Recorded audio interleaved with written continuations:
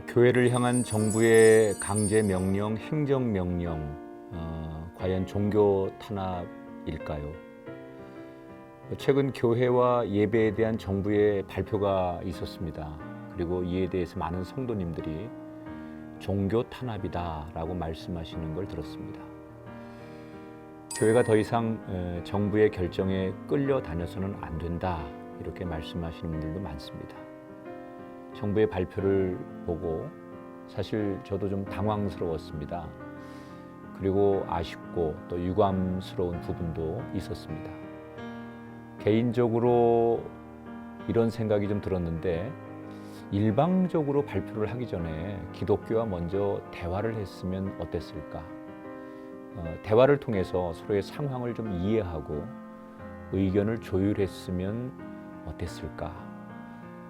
정부의 발표를 보면서 어떻게 하면 좋을지 저도 고민이 많았습니다. 하지만 여러분, 이럴 때 우리가 가장 조심해야 하는 것이 있습니다.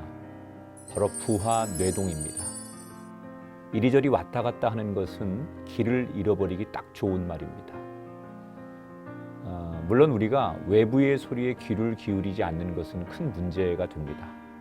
하지만 우리가 지켜야 될 중심과 균형을 잃어버리면 우리의 목소리는 아무런 힘도 가질 수가 없습니다. 그렇다고 여러분들이 지금 제 얘기를 오해하시면 안 됩니다. 적당히 회색지대에 머물러 있으라는 말이 아닙니다. 극단의 소리에 거리를 두라는 거죠. 이 코로나19 감염을 막기 위해 우리가 사회적 거리를 두는 것처럼 우리가 너무 휩쓸려서는 안 되겠다. 한번 휩쓸리기 시작하면 우리에게 씌워진 프레임에 갇혀서 벗어나기가 어렵습니다. 다시 말하면 균형을 잃지 말자는 얘기입니다. 우리가 기본적으로 취해야 될 입장은 정부는 정부의 일에 최선을 다한다.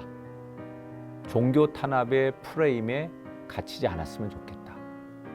정부가 내리는 결정을 무조건 부정적으로만 생각하면 안 됩니다. 정부는 기독교의 적이 아닙니다. 정부는 우리가 싸워 이겨야 할 대상도 아닙니다. 설사 정말 종교 탄압의 의도가 담겨 있다고 하더라도 우리의 중심은 복음을 지켜내는 것입니다. 예수 그리스도의 중심을 둔 기독교의 가치관을 지켜내는 것이죠. 물론 정부가 우리의 근간을 흔든다면 우리는 순교자의 정신으로 싸울 수도 있어야 합니다.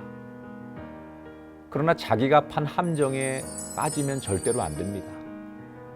성급한 결정으로 목소리를 내면 스스로가 짠 프레임에 스스로 갇힐 수도 있습니다. 성경에 뱀처럼 지혜롭고 비둘기처럼 순결하라는 예수님 말씀을 우리는 그 어느 때보다도 가슴 깊이 새겨야 할 때이지 않을까 생각합니다. 사실 우리 개신교는 다른 종교들과 더불어서 코로나19에 대해서 너무나 잘 대처해 왔습니다. 예배의 본질에 대해 고민하고 또 선제적으로 온라인 예배로 전환을 빠르게 했습니다. 그리고 지금은 예배의 회복을 꿈꾸고 있습니다. 철저하게 방역 수칙을 지키면서 이 기간 동안 우리는 정부의 방침에 끌려다니지 않았습니다. 그 어느 때보다도 하나님을 뜨겁게 사랑하며 교회 정체성을 찾았습니다. 그리고 자신과 같이 이웃을 사랑하는 마음으로 사회적인 책임을 감당했습니다.